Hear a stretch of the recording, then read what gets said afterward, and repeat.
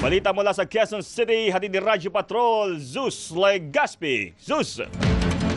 Jeff, alas 10:30 ng umaga kanina ng personal na magtungo sa Quezon City Prosecutor's Office si Attorney Manasseh Reyes Carpio, asawa ni Vice President Sara Duterte, at ang kanyang abogadong si Attorney Peter Paul Danao para magsampa ng reklamo laban sa ilang opisyal at mambabatas kaugnay ng umano'y illegal na pagsisiwalat ng kanilang bank transactions sa impeachment proceedings sa Kongreso.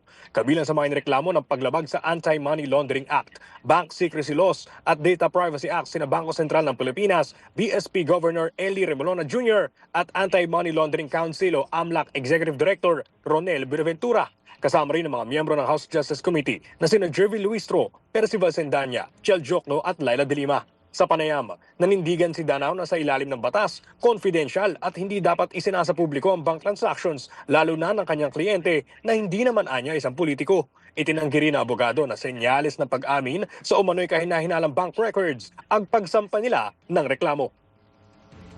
Sabi ko nga, paano namin ma-deny or ma-admit yung mga sinasabing transaction kung hindi naman kami binigyan ng kopya ng AMLAC at hindi naman namin kami binibigyan ng kopya ng mga reports kung saan galing ang summary ng AMLAC.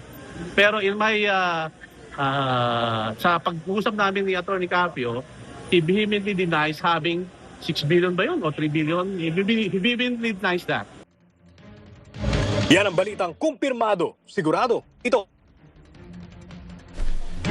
Maraming salamat, Zeus Legaspi.